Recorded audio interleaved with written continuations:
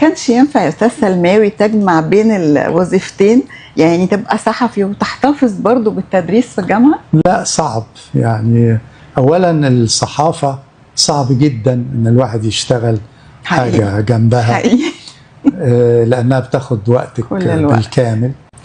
والعمل الأكاديمي الحقيقة محتاج برضو وقت، هي مش مجرد المحاضرة اللي الواحد بيخش يلقيها، لكن التحضير للمحاضرة، التعامل مع الطلبة، التحضير لدرجة الماجستير ثم درجة الدكتوراه بعد كده.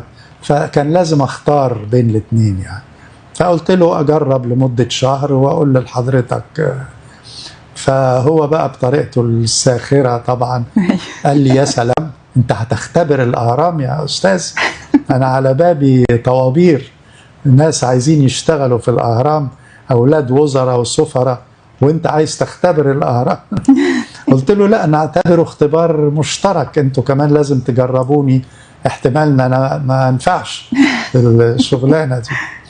المهم اشتغلت لمده شهر، والحقيقه يعني وجدت كل ما كنت ابحث عنه في الاهرام وفي عملي في الاهرام، واندمجت ودخلت تماما في عجله العمل، وقررت ان انا استمر في الاهرام.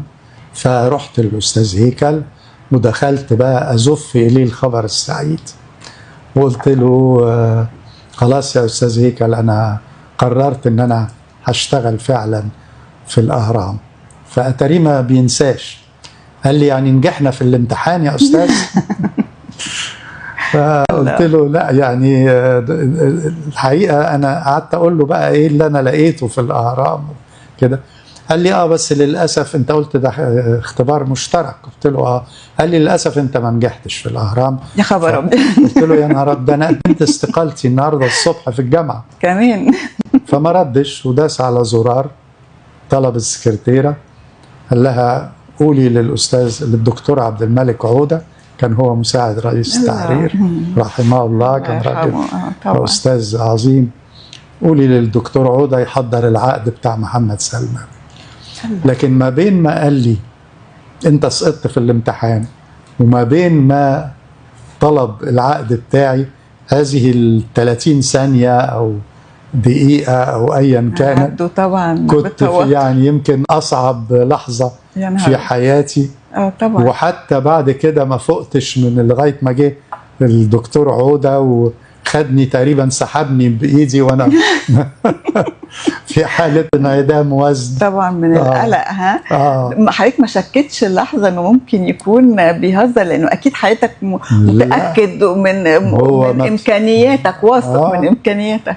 بس يعني ما افرضي امكانياتي، لكن هو مش عايزني، ما عجبتوش.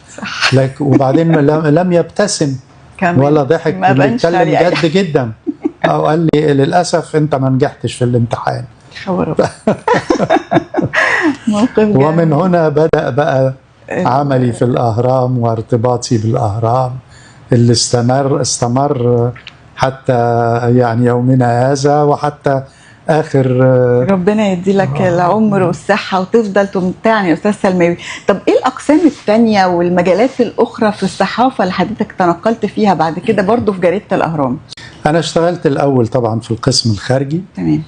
والحقيقة يعني عملت فيه حاجات برضو لفتت نظر الأستاذ هيكل.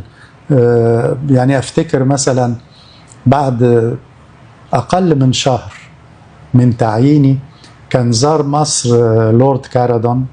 لورد كارادون ده سياسي يعني بريطاني شهير، وهو اللي كتب قرار 242 بتاع الانسحاب من بتاع وقف إطلاق النار في حرب 67.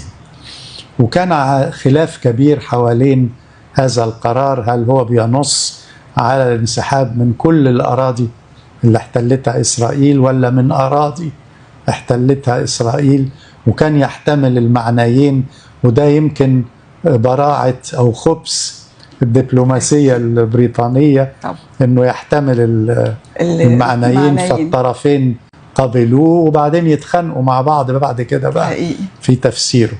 وطبعا هو كان المرجع الأساسي، والناس كلها بتحاول تقابله وتعرف منه ايه المعنى المقصود.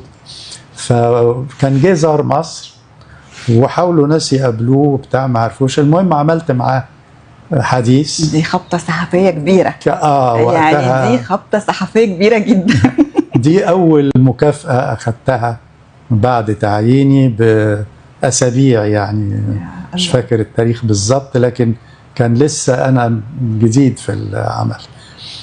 في نهاية العام تقريبا كنت رحت الأمم المتحدة وعملت هناك أول حديث لسكرتير العام للأمم المتحدة الجديد. حضرتك ذهبت للأمم المتحدة يعني لإجراء بسبب يعني كان في ميعاد محدد لإجراء الحوار مع أمين عام الأمم المتحدة. الحقيقة ما كان يعني أنا رحت عشان تاخد الميعاد، أعمل شغل في الدورة بتاعت الأمم المتحدة. ما كنتش معين هناك يعني.